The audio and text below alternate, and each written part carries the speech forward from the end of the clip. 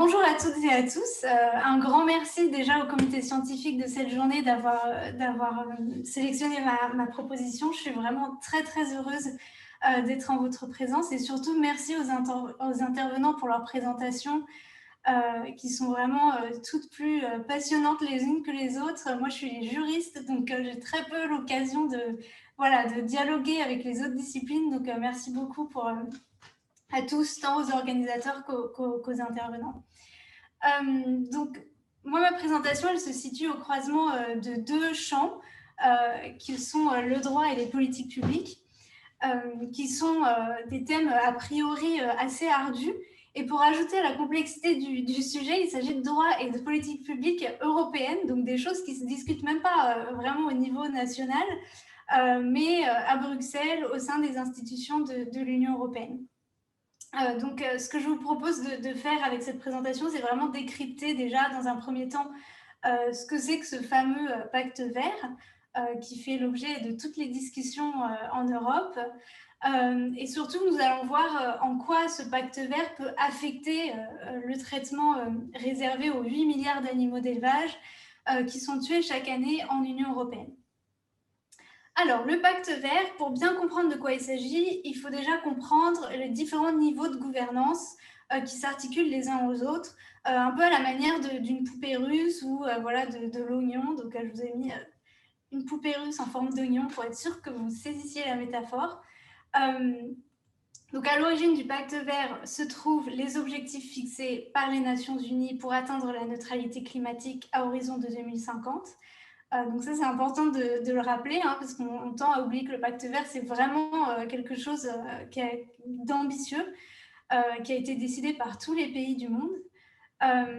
Et ensuite, le pacte vert européen, c'est la traduction de ces objectifs au niveau de l'Union européenne, avec, au niveau de l'Union européenne, une déclinaison en sous-mesures selon les domaines de la politique publique, y compris donc la politique agricole et alimentaire. Donc, toutes ces mesures concernant le pacte vert dans le domaine agricole et alimentaire composent ce que l'on appelle dans le jargon européen, et peut-être vous en avez entendu parler, ce que l'on appelle la stratégie de la ferme à la table. Alors, pacte vert, stratégie de la ferme à la table, de manière très concrète, ce sont des documents officiels qui ont été publiés alors pour le pacte vert en décembre 2019 par la nouvelle commission, et la stratégie de la ferme à la table en mai dernier, donc en mai 2020, donc ça fait même pas un an. Et tout ça, ce sont en fait c'est vraiment le programme de la nouvelle commission sous la présidence de Madame von der Leyen. Donc dans cette présentation, je passerai en revue les deux mesures de la stratégie de la ferme à la table en matière de protection animale, que sont la révision de la législation européenne sur le bien-être animal, et deuxièmement, les mesures du pacte vert en matière de transition agricole et alimentaire qui, normalement, doivent également bénéficier aux animaux. Donc, plus précisément, on verra dans un premier temps cette révision, mais déjà, on va un petit peu voir ce que c'est, à quoi ressemblent les législations actuelles sur le bien-être animal. Et en deuxième temps, faire un petit tour d'horizon sur les animaux dans la politique agricole commune et ce que éventuellement le pacte vert aurait pu apporter de positif. Alors, la révision de la législation européenne sur le bien-être animal, évidemment, c'est celle qui apparaît comme étant celle qui affectera le plus positivement le traitement réservé aux animaux sur les exploitations en Europe. Donc, de manière très claire, la Commission s'est engagée à, je cite, réviser la législation relative au bien-être des animaux, y compris pendant le transport et lors de l'abattage, aux fins de la mettre en concordance avec les dernières données scientifiques, d'élargir son champ d'application, de la rendre plus simple pour mieux la faire respecter et d'assurer un niveau plus élevé de bien-être animal. Alors, tout ça, c'est un petit peu vague, mais ne vous inquiétez pas, on va voir un petit peu ce que la Commission veut dire par là. Alors, pour bien comprendre l'esprit déjà qui anime cette législation européenne sur le bien-être animal, je pense qu'il est important d'analyser les principes qui sont à l'origine de cette législation, de l'esprit. Oui, voilà. C'est-à-dire que si vous regardez un petit peu l'historique, vous allez vraiment comprendre l'esprit qui anime la législation d'aujourd'hui. Donc, ce qu'il faut savoir, c'est que l'ensemble du cadre législatif européen en matière de bien-être animal sur les élevages provient des conventions d'une autre organisation internationale qui existe bien avant l'Union européenne et qui s'appelle le Conseil de l'Europe. À ne pas confondre avec le Conseil de l'Union européenne. Et c'est une organisation qui compte notamment parmi ses pays membres la Turquie ou encore la Russie. Sans trop rentrer sur les détails techniques de cette organisation, tout ce qu'il faut savoir, c'est que l'Union européenne est un membre du Conseil de l'Europe et assez rapidement a entrepris de traduire ces conventions du Conseil de l'Europe dans son droit. Donc, il s'agit en fait de 3 conventions.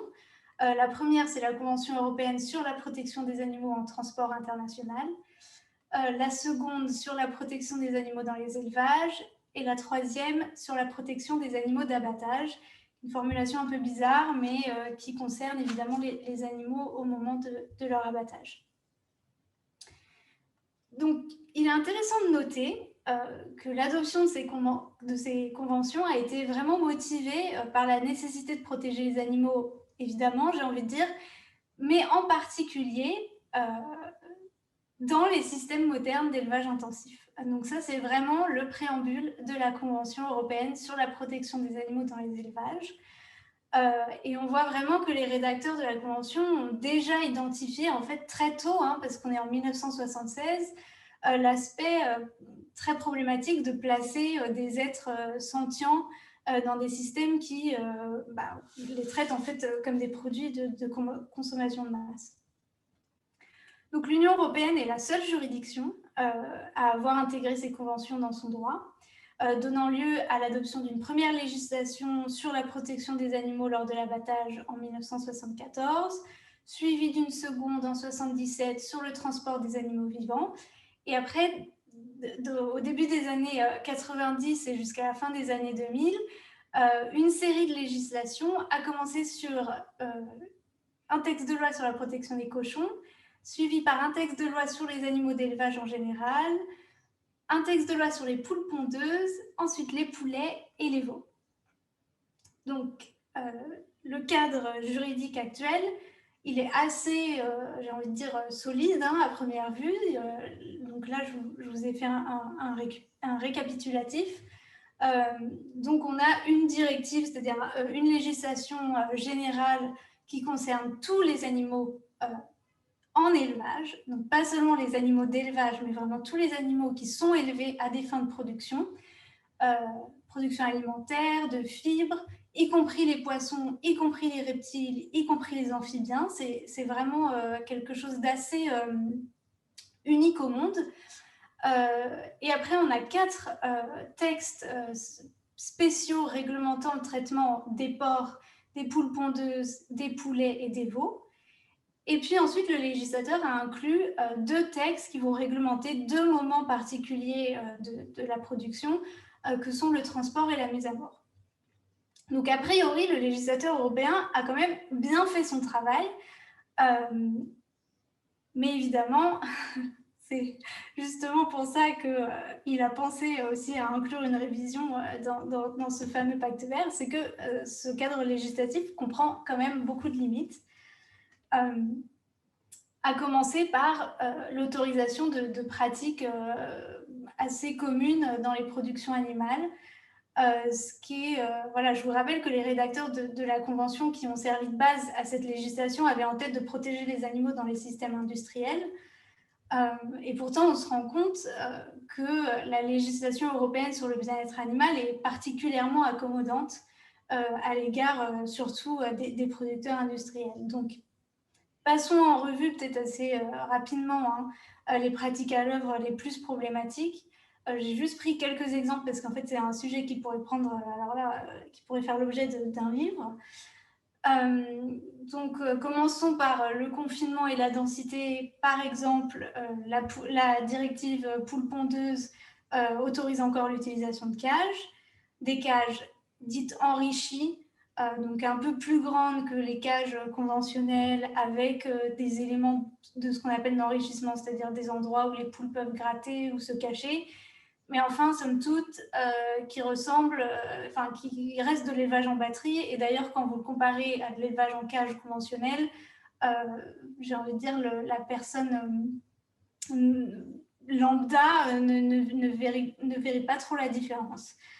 Donc, il faut savoir qu'aujourd'hui, 50% des poules pondeuses en Union européenne sont élevées en cage, ce qui est assez... et d'ailleurs, je m'excuse pour les fautes d'orthographe sur mes diapos. Donc 50%, c'est quand même beaucoup pour la juridiction qui est la plus avancée en matière de réglementation du bien-être animal. L'utilisation de cages dans la filière porcine est également autorisée pour les truies gestantes et lors de la mise bas. Un autre type de pratique qui est autorisé, ce sont les mutilations. Donc toutes sortes de mutilations qui sont autorisées en droit européen, la coupe des queues, le meulage des dents, la castration sans anesthésie, l'épantage du bec pour les volailles, l'écornage des ovins, caprins, bovins, j'en passe et des meilleurs. Et enfin, les méthodes d'abattage. Et là, c'est pareil. En fait, toutes les méthodes d'abattage sont autorisées en Union européenne, y compris donc, celles qui sont plus décriées, le broyage des poussins, le claquage des petits animaux. Et alors, j'ai envie de dire, deux méthodes qui sont assez intéressantes d'un point de vue juridique, l'électrocution des volailles et le gazage des cochons, alors même que le législateur européen prend note du fait que ces méthodes devraient être interdites à terme, car génératrices de souffrances inutiles, la fameuse phrase un petit peu vague à laquelle le législateur se réfère en permanence. Alors, si la législation européenne semble assez permissive, il est vrai que certains pays de l'Union européenne ont toutefois pallié les carences du législateur européen en adoptant des normes plus strictes sur leur territoire. C'est le cas notamment, par exemple, de l'Autriche, de l'Allemagne et du Luxembourg, et d'ailleurs bientôt de la Tchéquie, s'agissant de l'élevage en cage des poules pondeuses, donc qui, dans ces 4 pays, est strictement interdit. Donc il existe d'autres exemples en Suède, en Finlande, en Lituanie, concernant les cages et les mutilations sur les porcs. Toutefois, il n'est pas possible en droit de l'Union pour un pays d'interdire la vente de produits issus d'élevage ne respectant pas le droit national. Et alors ça me paraît être un point assez essentiel, parce que de ce point de vue-là, l'Union européenne est en fait en retard par rapport aux États-Unis, qui est quand même le berceau de ce qu'on appelle un peu rapidement les fermes-usines. C'est-à-dire que nous, dans notre droit, en droit de l'Union européenne, on a quand même un principe de liberté de circulation des biens sur le marché agricole qui est particulièrement fort, alors qu'il est possible, alors même que nous ne sommes pas une fédération, hein, l'Union européenne n'est pas un État fédéral, alors que quand vous allez aux États-Unis, qui eux sont un État fédéral, le droit fédéral américain autorise les États fédérés à restreindre la vente de produits issus selon des méthodes que le droit national interdit. C'est le cas notamment en Californie, au Massachusetts, au Michigan, et il me semble en Floride également. Donc voilà, peut-être quelque chose à changer en Union européenne. Donc, qu'attendre de cette révision de la législation européenne sur le bien-être animal ? Alors, la Commission s'est déjà engagée à évaluer l'ensemble des textes qui existent. Il semblerait qu'elle se soit engagée à la révision au moins du règlement sur le transport, qui effectivement, d'un point de vue juridique, pose des questions. Il y a un certain nombre de dispositions qui ne sont pas claires, qui sont complètement inapplicables. Et en plus de ça, une jurisprudence importante de la Cour de justice de l'Union européenne qui doit être codifiée. La Commission s'est également engagée sur la révision du règlement sur l'abattage. On peut espérer que certaines méthodes seront interdites. Et on attend de voir également si la Commission envisage l'adoption de nouveaux textes spéciaux pour la protection d'animaux qui font l'objet d'abus bien spécifiques et que notre fameuse directive un peu générale n'est pas en mesure de protéger. Donc je pense par exemple aux poissons, aux canards, aux vaches laitières. qui font vraiment l'objet de méthodes de production très, très spécifiques.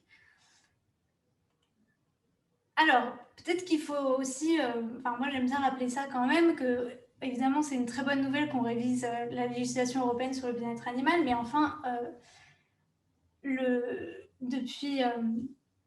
depuis 2009, le droit européen impose à la fois à l'Union et aux États membres de tenir pleinement compte des exigences du bien-être des animaux en tant qu'êtres sensibles. Et jamais cette disposition du traité de Lisbonne, le traité de Lisbonne qui fait un peu office de constitution à l'Union européenne, n'a en fait été traduit de manière effective en droit. Donc voilà, il faudrait que cette révision de la législation sur le bien-être animal tout de même mette à jour le droit de l'Union au regard de son traité constitutionnel. Alors, on peut espérer un rehaussement des normes de protection, on peut espérer également un nettoyage en profondeur des dispositions inapplicables et ineffectives. Je ne vais pas rentrer dans les détails, si vous avez des questions, je serai très heureuse d'y répondre. Et comme je l'ai dit, l'adoption de nouveaux textes spéciaux. Alors, après avoir fait le tour un peu des limites de la législation actuelle en matière de bien-être animal et des potentialités de sa réforme, tournons-nous maintenant vers un autre type de législation, qui est la législation agricole. Parce que c'est vrai que nous, les juristes en droit de l'animal, on a peut-être un peu tendance à se focaliser sur les normes dites de bien-être animal, alors qu'en fait, les règlements qui composent la politique agricole commune sont sans doute ceux qui affectent le plus le traitement réservé aux animaux sur les exploitations. Alors, pourquoi je dis ça ? Parce qu'en fait, ce sont les subventions agricoles qui vont déterminer à la fois le nombre d'animaux qui seront exploités à des fins de consommation et dans quelles conditions ils le seront. Et à attendre des changements en profondeur de la législation en matière de protection animale, a priori, en tout cas c'est mon opinion, ça semble un peu relever d'un vœu pieux, tant que la politique agricole et alimentaire favorise massivement les productions animales. Donc voyons un petit peu ce que prévoit la politique agricole commune en matière de protection animale, ou en tout cas comment elle prend en compte les intérêts des animaux. Je ne dirais pas qu'il s'agit de protection animale. Mais bon, toujours est-il qu'il faut quand même rendre hommage à l'Union européenne sur ce point-là, c'est-à-dire que la politique agricole européenne, c'est absolument la seule au monde à intégrer des mesures de bien-être animal depuis 2003, et en plus, elle ne se contente pas un peu de saupoudrer du bien-être animal par-ci par-là. Il y a vraiment une inclusion du bien-être animal dans tous les types, enfin dans les deux types de mesures que prévoit la politique agricole commune. Et d'ailleurs, il y en aura une troisième dans le cadre de la réforme de la PAC de cette année, normalement. Donc, les mesures positives en matière de bien-être animal, alors il s'agit de mesures qui favorisent la bonne application du droit. On a un mécanisme de conditionnalité qui prévoit de pénaliser les éleveurs qui ne respectent pas la législation sur le bien-être animal en cas d'inspection. Cette pénalité, elle s'opère sous forme de réduction des subventions. Il existe des limites très importantes. Pour moi, la limite principale, c'est quand même que la législation sur laquelle elle se base est en fait très accommodante. Et puis ensuite, on a des mesures incitatives pour ceux qui veulent aller au-delà des normes légales, sous forme d'aide à l'investissement pour la construction de bâtiments en extensif, l'aide à la conversion en agriculture biologique qui est favorable pour certaines espèces, et notamment pour les volailles. Et puis après, il y a un côté sombre de la PAC, que si vous voulez, vous avez une pointe de l'iceberg qui est assez favorable au bien-être animal, et puis en dessous, vous avez un continent de mesures qui vont complètement à l'encontre des mesures du bien-être animal. Alors moi, je m'interroge beaucoup sur l'effet des subventions aux cultures céréalières et oléagineuses, c'est-à-dire en quoi celles-ci fournissent réduisent les coûts de production des productions animales. Je sais que c'est le cas aux États-Unis et je suspecte que ce soit le cas également en Europe. Il y a également des soutiens aux productions animales sous forme d'investissement dans les infrastructures. Et là, les coûts sont bien plus élevés que les soutiens à l'investissement pour la construction de bâtiments extensifs. Et puis surtout, il y a des financements de campagnes publicitaires qui incitent à la consommation de produits d'origine animale, y compris ceux qui sont issus des filières les plus intensives. Alors celle-ci, c'est celle du moment sur donc Let's Talk About Pork, voilà, qui vise le jeune public en Espagne, au Portugal et en France, et les incite à consommer davantage de viande de porc, alors même que l'on sait que la filière porcine en France est extrêmement intensive. C'est à plus de 90% des porcs élevés en France sont élevés en hors-sol. Et d'ailleurs, l'Espagne s'oriente vers le même type de modèle industriel. Donc voilà, je vais finir rapidement pour vous parler quand même d'une mesure agricole et alimentaire du Pacte vert qui est en faveur des animaux, qui serait la création d'un label bien-être animal, qui est positif notamment parce qu'elle inscrit les producteurs dans une démarche de progrès toute tracée. C'est-à-dire qu'à partir du moment où il y a des critères clairement définis en droit, c'est vrai que les producteurs ont tendance à être incités à améliorer leurs pratiques. Mais enfin, ça détourne aussi surtout l'attention d'un dispositif qui a pourtant très largement fait ses preuves, qui est l'étiquetage du mode d'élevage. La Commission européenne n'a pas non plus, c'est pas trop non plus intéressée sur les normes de bien-être animal dans les labels officiels qui existent déjà, comme le label bio, les indications géographiques, qui pourtant sont reconnues et valorisées par les consommateurs, ce qui est un peu dommage. Et puis après, en termes de mesures agricoles et alimentaires du Pacte vert en faveur des animaux, bah, c'est tout ce qu'on a, il n'y a rien d'autre. Et c'est assez frappant d'ailleurs, parce que dans le même temps, dans cette fameuse stratégie de la ferme à la table, la Commission européenne en tout cas, reconnaît vraiment qu'il y a un problème par rapport au niveau de consommation de viande rouge. Et que je cite donc le passage à un régime alimentaire plus végétal avec moins de viande rouge et transformée et plus de fruits et de légumes réduira non seulement les risques de maladies potentiellement mortelles, mais aussi l'incidence environnementale du système alimentaire. Et pourtant, en matière de politique agricole commune, la stratégie de la ferme à la table ne prévoit en fait absolument rien.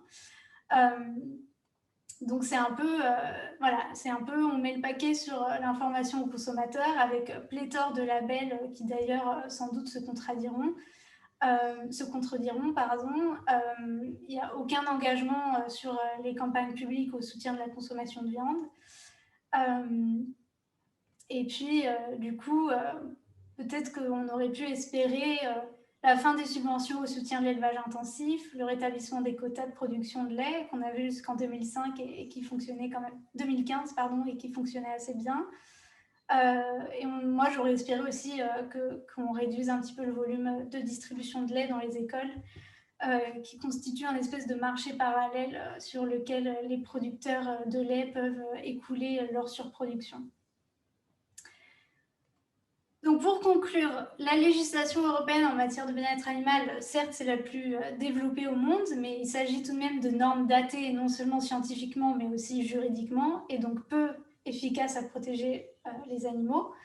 La Commission européenne s'est engagée à réviser l'ensemble de cette législation, ce qui est plutôt positif, mais à un niveau davantage structurel, même si la Commission reconnaît la nécessité de végétaliser l'alimentation, les mesures annoncées ne prévoient pas du tout d'articulation entre le Pacte vert et la politique agricole, ce qui conduit à priver le Pacte vert de son levier d'action principal, qui est la politique agricole commune. Je vous remercie pour votre attention.